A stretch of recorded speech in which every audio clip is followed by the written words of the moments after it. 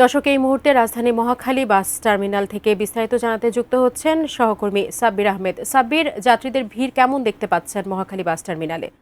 যেহেতু মধ্যপ্রাচ্য সহ সৌদি আরবে বিভিন্ন জায়গায় আজকে ঈদ উদযাপিত হচ্ছে এবং রাজধানীতেও বেশ কিছু জায়গায় ঈদ উদযাপিত হয়েছে, তো আগামীকালকে ধারণা করা হচ্ছে যে বাংলাদেশে ঈদ উদযাপিত হবে এবং এই ঈদ উদযাপনকে কেন্দ্র করে আজকে শেষ দিনের শেষ মুহূর্তে আসলে রাজধানী ঢাকা ছাড়ছেন বিভিন্ন সাধারণ মানুষ এবং তারা নারীর টানে তাদের যে গ্রাম অর্থাৎ যেখানে তাদের শেকড় সেখানে তারা ফিরতে চাচ্ছেন এবং প্রিয়জনের সহভাগী করতে চাচ্ছেন।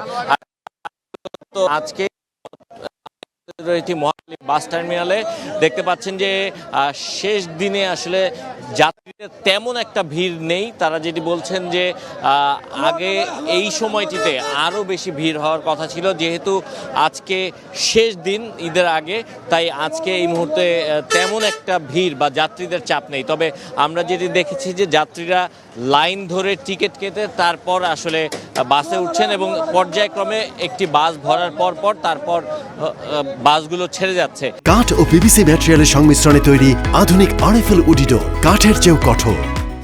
এখানে যাত্রীদের সেনাবাহিনীর সদস্যরা এবং আইনশৃঙ্খলা বাহিনীর সদস্যরা এখানে নিরাপত্তা নিশ্চিত করার জন্য অবস্থান করছেন।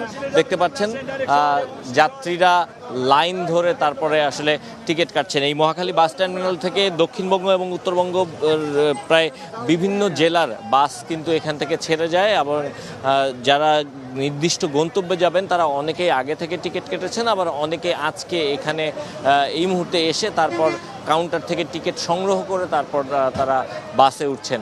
এবং এখানে যেটি কিছু কিছু ক্ষেত্রে অনেকের অভিযোগ রয়েছে যে ভাড়া যে নির্ধারিত ভাড়া রয়েছে সেই নির্ধারিত ভাড়া চাইতে কিছুটা বেশি ভাড়া আদায় করা হচ্ছে, কিন্তু যারা বিক্রেতা রয়েছেন, টিকিট বিক্রেতা বা বাস সংশ্লিষ্ট যারা রয়েছেন, পরিবহন সংশ্লিষ্ট যারা রয়েছেন, তাদের দাবি এটি আসলে বেশি ভাড়া নয়, সবসময় এ ধরনের ভাড়া তারা নিয়ে থাকেন।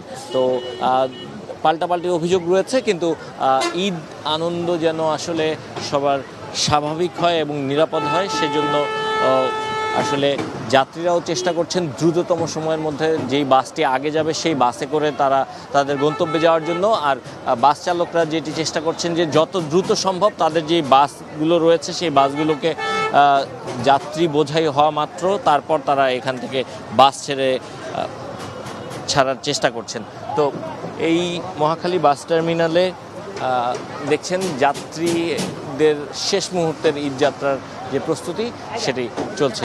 এই ছিল এই মুহূর্তে মহাখালী বাস টার্মিনাল থেকে ঈদে ঘরমুখো মানুষের সবশেষ তথ্য।